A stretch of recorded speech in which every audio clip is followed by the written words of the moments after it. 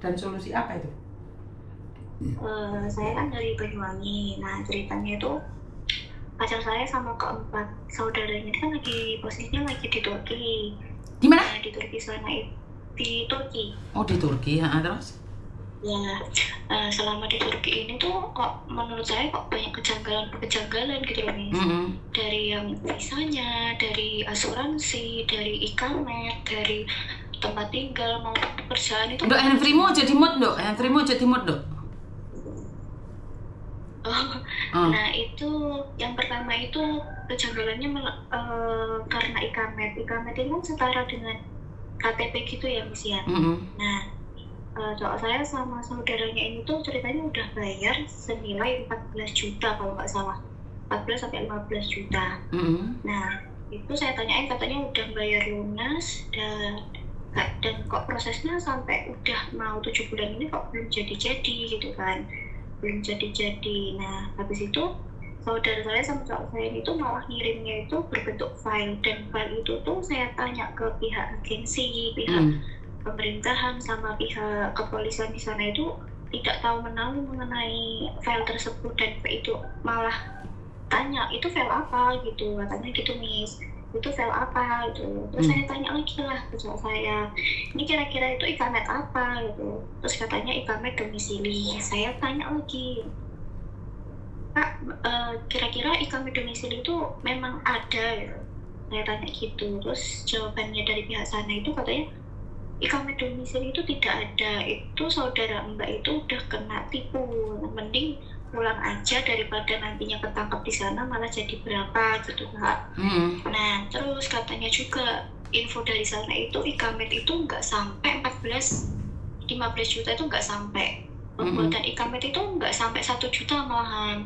Jadi itu udah penipuan pertama. Dan ada lagi Miss, penipuan keduanya itu pas waktu berangkat ini kan mereka ini kan diiming-imingi gaji besar sama. Dok, handfreemu aja meleton dok, handfreemu jangan dekat-dekat. Oke. Jadi mereka pas berangkat ini tuh diiming-imingi gaji besar sama nggak usah tes bahasa gitu loh Miss, bahasa. Jadi langsung berangkat aja, ada uang berangkat gitu kan. Jangan pakai handfree, lebih bagus loh dok, suaramu cepat soalnya. Nggak pakai handphone ya Miss. Terus? Ya itu pas diiming-imingi seperti itu saya tanya kira-kira visanya mereka ini visa apa, saya tanya gitu kan ke anak-anak ini. Katanya itu visa turis, sedangkan saya tanya ke agensi, ke pabrik, sama ke pemerintahan di sana itu katanya kalau bisa itu yang benar itu visanya itu harusnya visa kerja bukan visa turis, katanya gitu. Nah terus saya tanya, di pembuatan visa kemarin itu kalian buat sendiri apa kalian udah terima jadi, like gituin kan. Katanya semuanya udah terima jadi mereka itu cuma buat sendiri, itu cuma buat paspor aja gitu. Jadi mereka itu berangkat cuma bawa paspor gitu, visanya udah dibuatkan dan udah langsung jadi ceritanya Miss.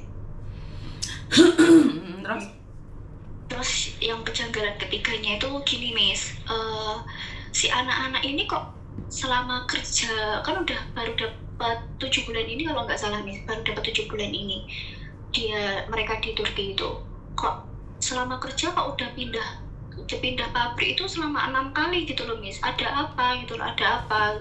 Terus kok gajinya mereka kok ditahan sama pihak kan mereka kan di sana tinggalnya di kos-kosan kan Miss, bukan di mes dari pabriknya, itu bukan, cuman di kos-kosan gitu. Ya artinya gini loh Mbak, sebentar saya potong, maaf ya, sebentar. Gini loh, artinya adalah kerja di luar negeri itu tidak seindah bayangan. Kenapa? Kalian selalu berpikir ke luar negeri tanpa bahasa, tanpa skill, yang penting punya paspor saja, nanti visanya visa bisa turis. Dan apakah bisa? Bisa. Tapi jangan marah kalau nggak digaji, gajinya nggak dikasih, karena itu adalah penipuan. Faktor-faktor penipuan seperti itu memang sayang. Jadi kerja nggak perlu training, nggak perlu belajar bahasa Indonesia, bahasa banyak, tapi kamu nggak digaji juga. Kan kamu mau nuntut ke siapa sekarang? Gak bisa. Nah, sekarang yang bawa dia ke sana itu siapa? yang bawanya itu agensi, Miss. Agensinya itu tuh setelah saya selidiki, saya lacak di mana-mana itu udah ketemu, Miss, dari rumahnya di mana, terus kerjanya di mana. Sekarang itu posisinya agensi ini sama anak-anak itu kayak Banyuwangi ke Bali gitu loh, Miss. Kayak Banyuwangi ke Bali. Iya, mak kenapa sebelum terbang nggak diselidikin dulu siapa dia? Kenapa setelah terbang baru menyelidiki? Kan aneh tuh ini. Iya, awalnya saya juga mikirnya gitu, Miss. Awalnya saya tuh dari awal-awal tuh udah nggak setuju, mereka berangkat itu udah nggak setuju memang dari awal. Kan gimana ya, Miss, saya tuh kan orangnya nggak pernah mimpi, tapi sekali yang mimpi itu selalu terjadi gitu kan. Saya bilang ke pacar saya sama saudara-saudara ini, mending nggak usah berangkat. Nah, soalnya kalian itu belum pernah ketemu si agensi ini, terus kalian segampang itu, sepercaya itu berangkat. Terus katanya, ya mumpung ada kesempatan. Bukan sekarang gini loh, gini. Kan kamu nggak ada hubungannya dengan dia, kamu cuma pacar aja. Pertanyaan saya satu. Dia aja nggak bingung, kenapa kamu harus bingung, sayang? Nggak tahu ya, Miss, tiba-tiba kepikiran aja gitu. Nggak bisa, nggak boleh. Saya cuma cari informasi itu aja gitu. Nggak boleh, kenapa? Kamu bukan orang yang bersangkutan, kamu bukan keluarga, kamu cuma pacar. Jadi saat bertanya seperti ini, orang akan bilang, kamu kepo, sayang. Jadi keluarganya aja nggak cari tahu, berarti keluarganya enjoy aja, sayang. Nggak digaji pun anaknya nggak ada masalah. Nggak boleh kita ikut campur permasalahan orang lain. Kamu cuma pacar.